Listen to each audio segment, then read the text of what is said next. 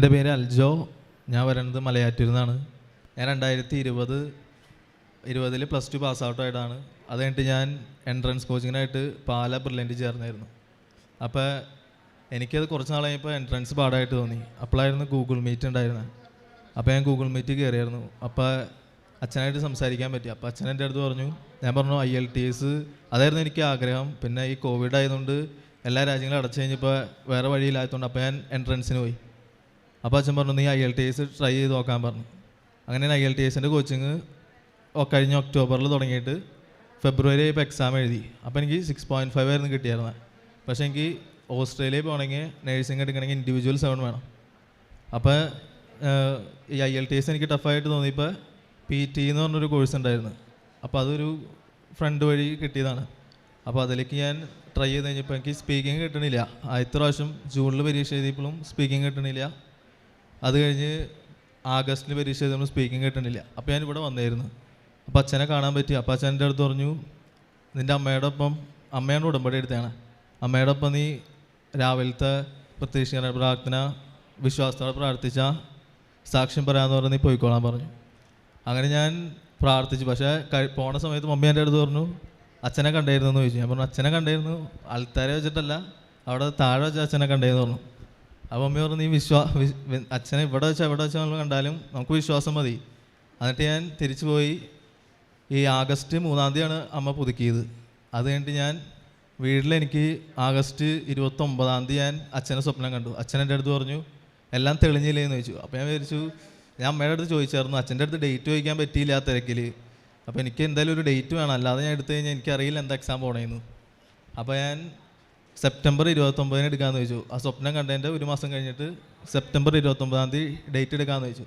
അപ്പോൾ ഞാനൊരു 25-ാം തീയതി ആയിട്ട് നോക്കിയപ്പോൾ ഡേറ്റ് ഉണ്ട്. അപ്പോൾ ഞാൻ ഒന്നുകൂടിയും ഡേറ്റ് ഉണ്ടല്ലോ, എന്തായാലും നമുക്ക് നാളെയും ഡേറ്റ് എടുക്കാമല്ലോ എന്ന് ചോദിച്ചു. നാളെ നോക്കിയപ്പോൾ 29 എന്നുള്ള ഡേറ്റ് പോയി. എന്നിട്ട് ഞാൻ ഒക്ടോബർ 1-ാം തീയതി പോയി ഡേറ്റ് എടുത്തു. ഒക്ടോബർ 1-ാം തീയതി പരീക്ഷ എഴുതി. പഴയനേക്കാളൊക്കെ സ്കോർ ശരിക്കും കയറി. 3 7 കിട്ടി. സ്പീക്കിംഗ് വീണ്ടും 6.5 തന്നെയായി. അപ്പോൾ വീണ്ടും പിന്നെ അച്ഛനെ കാണാൻ വന്നില്ല. ഞാൻ ബാംഗ്ലൂരിലേക്ക് ഡേറ്റ് മാറ്റി വീണ്ടും ബാംഗ്ലൂർ പോയി ഒക്ടോബർ 13-ാം തീയതി എടുത്തു. അവിടെ എഴുതിയപ്പോഴും ബാക്കി എല്ലാത്തിനും വീണ്ടും എഴുതിനേക്കാളും കയറുന്നുണ്ട്, സ്പീക്കിംഗ് മാത്രം കയറുന്നില്ല. അപ്പോൾ ഞാൻ ബാംഗ്ലൂരാണ്. അപ്പോൾ പിറ്റേ ദിവസം അപ്പനും അമ്മയും വന്ന് അച്ഛനെ കണ്ടു, മെസ്സേജ് എടുത്തു. അപ്പോൾ അച്ഛൻ എനിക്ക് തന്നത് ഒക്ടോബർ 27, നവംബർ 2, നവംബർ 7, നവംബർ 9-ാം തീയതി എന്നുള്ള ഡേറ്റുകളാണ്. അപ്പോൾ ഞാൻ ബാംഗ്ലൂർ തന്നെ എന്തായാലും പരീക്ഷ എഴുതാനുണ്ടാവുള്ളൂ. അപ്പോൾ ഞാൻ ഒക്ടോബർ 27 മാത്രമേ ബാംഗ്ലൂരിൽ പിന്നെ ഡേറ്റ് ഉള്ളൂ. ബാക്കി 2ഉം 7 എന്ന് പറഞ്ഞ ഞായറാഴ്ച, 9ഉം 2ഉം ചൊവ്വാഴ്ചകൾ കൊച്ചിയിൽ തന്നെയുള്ളൂ. അപ്പോൾ 27-ാം തീയതി പിന്നെ തൊട്ടടുത്തായി. അപ്പോൾ 27 തന്നെ എന്തായാലും എടുക്കാമെന്ന് ചോദിച്ചു. അപ്പോൾ ഞാൻ എപ്പോഴും ഇങ്ങനത്തെ ഇവിടുത്തെ സാക്ഷ്യങ്ങളും അച്ഛൻ്റെ ടോക്കും വിജയകുമാർ സാറിൻ്റെ ടോക്കൊക്കെ എപ്പോഴും കേട്ടുകൊണ്ടിരിക്കും. അപ്പോൾ അച്ഛൻ അതിൽ പറഞ്ഞായിരുന്നു, നമ്മൾ ദൈവത്തിൻ്റെ മാതാവിൻ്റെ അടുത്ത് എന്ത് പ്രാർത്ഥിക്കുകയാണെങ്കിലും അമ്മയുടെ പ്രത്യക്ഷീകരണത്തിൻ്റെ സ്ഥിര സാക്ഷിയായി യേശുനാമത്തെ നമ്മൾ ഉയർത്തണമേ എന്ന് നമ്മൾ പ്രാർത്ഥിച്ചാണ് അമ്മയുടെ അടുത്ത് പ്രാർത്ഥിക്കാൻ. അപ്പോൾ ഞാൻ പരീക്ഷ ഹാളിൽ പോണേക്കാൾ മുമ്പും പരീക്ഷ ഹാളിൻ്റെ മേളിലേക്ക് കൈ ഉയർത്തിയിട്ട് ഞാൻ വിശ്വാസ പ്രമാണം ചൊല്ലി. എന്നിട്ട് ഞാൻ എക്സാം ഹാളിൽ കയറി എക്സാം എഴുതി. എന്ന് വെച്ചാൽ അതൊരു ലാബ് പോലെയാണ്, നമ്മൾ കമ്പ്യൂട്ടറിൻ്റെ അടുത്താണ് നമ്മൾ സംസാരിക്കണം. അപ്പോൾ അന്ന് സാധാരണ 2 പേരൊക്കെ എക്സാമിനുണ്ടാവുള്ളൂ, അന്ന് 6 പേരും എക്സാമിനുണ്ടായി. അപ്പോൾ നിറച്ചിങ്ങനെ എല്ലാവരും സംസാരിച്ചുകൊണ്ടിരിക്കുക ഭയങ്കര ഒച്ചയിൽ. അപ്പോൾ നമ്മൾ സംസാരിക്കണാലും വിട്ടുപോയി കഴിഞ്ഞാൽ നമ്മുടെ ഫ്ലുവൻസിയും പ്രൊണൗൺസിയേഷനൊക്കെ പോയിക്കൊണ്ടിരിക്കും. അപ്പോൾ ഞാൻ സ്പീക്കിംഗ് വീണ്ടും കുറച്ച് ടഫായി. ഇപ്പോൾ റീഡിംഗ് എന്ന് പറഞ്ഞാൽ എല്ലാവർക്കും ഭയങ്കര ടഫായിരുന്നു. അപ്പോൾ ഞാൻ തുടങ്ങണേക്കാളും മാതാവിൻ്റെ അടുത്ത് പറഞ്ഞായിരുന്നു, റീഡിങ് ഞാൻ എന്തായാലും അമ്മയുടെ കയ്യിലേക്ക് തരാണ്. റീഡിങ് എനിക്ക് അറിയില്ല, കാരണം ഞാൻ പ്രാക്ടീസ് ചെയ്തിട്ടൊന്നുമില്ല തലേ ദിവസമൊന്നും. ഞാൻ പ്രാർത്ഥിച്ചുകൊണ്ട് തന്നെ ഇരിക്കുകയാണ്. എന്നിട്ട് റീഡിങ്ങിൻ്റെ ഓരോ ക്വസ്റ്റ്യൻ കഴിയുമ്പോഴും ഞാൻ ഇത് തന്നെ പ്രാർത്ഥിച്ചുകൊണ്ടിരിക്കും, അമ്മയുടെ പ്രത്യക്ഷീകരണത്തിൻ്റെ സ്ഥിര സാക്ഷിയായിട്ട് തന്നെ ഉയർത്തണമേന്ന്. ഞാൻ ചെയ്യണ ഓരോ ക്വസ്റ്റ്യനും ഞാൻ വീട്ടിൽ ചെയ്ത ക്വസ്റ്റ്യൻ ആയിരിക്കും. ആദ്യത്തെ ക്വസ്റ്റ്യൻ കഴിഞ്ഞ് 2ാമത്തെ ക്വസ്റ്റ്യനിലേക്ക് ചാടുമ്പോഴും അത് ഞാൻ വീട്ടിൽ ചെയ്തത്. വീണ്ടും അടുത്തതിലേക്ക് ക്ലിക്ക് ചെയ്താലും ഞാൻ വീട്ടിൽ ചെയ്ത ക്വസ്റ്റ്യൻ തന്നെ ഞാൻ ഉണ്ടാവുള്ളൂ. ഞാൻ അമ്മയുടെ പ്രത്യക്ഷീകരണത്തിൻ്റെ സ്ഥിര സാക്ഷിയായി യേശുനാമത്തെ ഉയർത്തണമേ എന്ന് പറഞ്ഞ് ഒരേ ക്വസ്റ്റ്യനിൽ ക്ലിക്ക് ചെയ്യുമ്പോഴും ഏത് ക്വസ്റ്റ്യൻ എടുത്താലും ഞാൻ ഈ ക്വസ്റ്റ്യൻ കണ്ടിട്ടുണ്ടാവും, ഇതിൻ്റെ ആൻസറുകളൊക്കെ എനിക്കറിയാം. അങ്ങനെ ഞാൻ പരീക്ഷ കഴിഞ്ഞിട്ട് ഞാൻ വീട്ടിലേക്ക് വന്നു. അങ്ങനത്തെ റിസൾട്ട് അന്ന് 11:32 വന്നത് രാത്രി. അപ്പോൾ എനിക്ക് നോക്കാൻ പറ്റിയില്ല. വീട്ടിൽ നോക്കിയപ്പോൾ എനിക്ക് കിട്ടിയ സ്കോർ എന്ന് പറഞ്ഞാൽ റീഡിങ്ങിന് എനിക്ക് 9 കിട്ടിയത്, 9 കിട്ടിയ, സ്പീക്കിങ്ങിന് 7, ബാക്കി 2 7.5. അപ്പോൾ ഇത്രയും എനിക്ക് അനുഗ്രഹം തന്ന മാതാവിനും ഈശോയ്ക്കും 1000 നന്ദി. അതേപോലെ തന്നെ ഞാൻ +2 പഠിക്കുമ്പോഴും +1 ഇമ്പ്രൂവ്മെൻറ്റ് കഴിഞ്ഞിട്ട് +2ൻ്റെ റിസൾട്ട് വന്നേക്കാളും മുമ്പ് ഞാൻ മാതാവിൻ്റെ ഒരു ഫോട്ടോ ഉണ്ട് ഞാൻ പഠിക്കണേ എൻ്റെ ഫ്രണ്ടിൽ. അപ്പോൾ ഞാൻ അതിൻ്റെ ഫ്രണ്ടിൽ 97% എനിക്ക് മാർക്ക് വേണമെന്ന് പറഞ്ഞിട്ട് ആ പേപ്പറിനെ മാതാവിൻ്റെ ഫോട്ടോൻ്റെ ബാക്കിൽ വെച്ചു. ഈ 97 എനിക്ക് കിട്ടണമെങ്കിൽ +1 മാർക്ക് പോയതൊഴിച്ച് +2 എനിക്ക് ഫുള്ള് കിട്ടണം. അപ്പോൾ ഞാൻ മാതാവിൻ്റെ അടുത്തുകൊണ്ട് മാതാവിന് എന്തായാലും ഒന്നും അസാധ്യമല്ലല്ലോ, ഫുള്ള് കിട്ടണമെന്ന് പറഞ്ഞാൽ മാതാവിന് ചെറിയ കാര്യമായാലും എന്തായാലും ഈശോൻ്റെ അടുത്ത് പറഞ്ഞാൽ മതിയില്ല. എന്നിട്ട് റിസൾട്ട് വന്നു കഴിഞ്ഞപ്പോൾ എനിക്ക് +2 എല്ലാത്തിനും ഫുള്ളായിരുന്നു. എനിക്ക് കിട്ടിയ സ്കോർ എന്ന് പറഞ്ഞാൽ 97% തന്നെയായിരുന്നു. അതേപോലെ ഒരുപാട് അനുഗ്രഹങ്ങൾ മാതാവുന്നുണ്ട്. ഇതേപോലെ ഞാനിപ്പോൾ മാതാവിൻ്റെ അടുത്ത് നമ്മൾ എന്തെങ്കിലും കാര്യം ചോദിച്ചിട്ട് ഞാൻ ഇവിടെ ചെറിയ പ്രാർത്ഥന നടക്കുമ്പോൾ ഞാൻ ബാംഗ്ലൂരായിരിക്കും, അവിടെ ഞാൻ മുട്ടുകുത്തിയിട്ട് കൈ വിരിച്ച് ജപമാല അർപ്പിക്കുകയായിരുന്നു. അപ്പോൾ നമുക്ക് എന്തായാലും അതിന് ഉത്തരം കിട്ടുമെന്നുള്ള കാര്യം 100% ഉറപ്പാണ്. എന്നെങ്ങനെ സഹായിക്കുന്ന മാതാവിനും ഈശോയ്ക്കും 1000 നന്ദി. കരങ്ങളടിച്ചുകൊണ്ട് നമുക്ക് കർത്താവിന് നന്ദി പറയാം. വലിയ ദൈവാനുഭവ സാക്ഷ്യമാണ് മലയാറ്റൂരിൽ നിന്ന് വന്നിരിക്കുന്ന അൽജോ വർഗീസ് പങ്കുവെച്ചത്. അൽജോ, PT എക്സാം എത്ര പ്രാവശ്യമാണ് പരാജയപ്പെട്ടത്? 5ാമത്തെ പ്രാവശ്യമാണ് ജയിച്ചത്. 4 പ്രാവശ്യം PT എഴുതി, 1 പ്രാവശ്യം IELTS എഴുതി. ഡേറ്റ് അപ്പോൾ ആര് വന്നെടുത്തു അച്ഛനെ കണ്ട്? ഞാൻ വന്നേരും. അമ്മയാ? ഈ അവസാനത്തെ ഡേറ്റ് അമ്മയും അപ്പനും വന്നിട്ടുണ്ട്. അമ്മയും വന്നിട്ടുണ്ട്. എവിടെ? അവർ രണ്ടുപേരും വന്നിട്ടുണ്ട്. കയറി വരിക. അച്ഛനെ വന്ന് കണ്ട് പ്രാർത്ഥിച്ചിട്ട് ഡേറ്റ് എടുത്തപ്പോൾ അച്ഛൻ എന്താ പറഞ്ഞത്?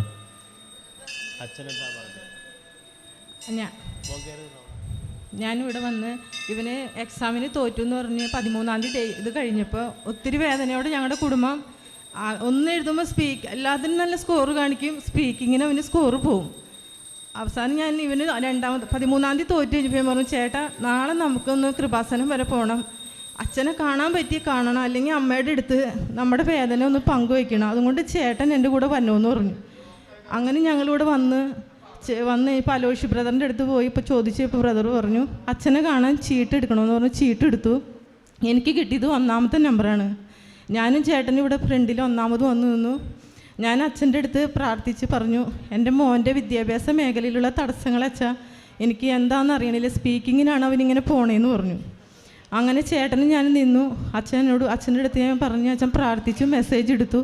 മാതാവിനോട് പ്രാർത്ഥിച്ച് കഴിഞ്ഞതിന് ശേഷം അച്ഛൻ എന്നോട് പറഞ്ഞു, ഞാൻ അച്ഛനോട് പറഞ്ഞു, അച്ഛാ അവൻ എന്നോട് പറഞ്ഞു ഒരു ഡേറ്റ് എനിക്ക് വേണം, അച്ഛൻ പറയണ ഒരു ഡേറ്റിൽ എനിക്ക് തരണമെന്ന് പറയാൻ പറഞ്ഞു. അങ്ങനെ അച്ഛൻ എനിക്ക് 27-ാം തീയതി ഒരു ഡേറ്റ് തന്നു കഴിഞ്ഞപ്പോൾ ഞാൻ എൻ്റെ മോനോട് പറഞ്ഞു, മോനെ 27-ാം തീയതിയാണ് അച്ഛൻ ഡേറ്റ് തന്നേണേ, ആ ഡേറ്റിൽ നീ എടുക്കുമെന്ന് പറഞ്ഞു. അങ്ങനെ ഞങ്ങൾ എടുത്ത് 27-ാം തീയതി എക്സാം എഴുതി.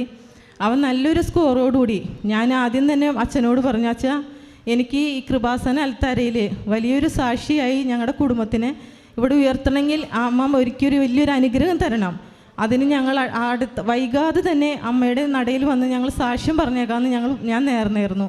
അതിൻ്റെ ഇടയിൽ അച്ഛൻ ആദ്യമായി ഞങ്ങളെ കാണാൻ വന്നപ്പോൾ അച്ഛൻ പറഞ്ഞു, എന്നെ കാണണമെന്നില്ല, നിങ്ങൾ അൽത്താരയിൽ മാതാവിനെ നോക്കിയിട്ട് ഞങ്ങൾ ഈ അൽത്താരയിൽ വന്ന് സാക്ഷ്യം പറഞ്ഞേക്കാം എന്ന് മാത്രം നിങ്ങൾ ഉള്ളിൽ ആഘാതമായി വിശ്വസിച്ച് പറഞ്ഞാൽ മതി എന്ന് പറയാണ്.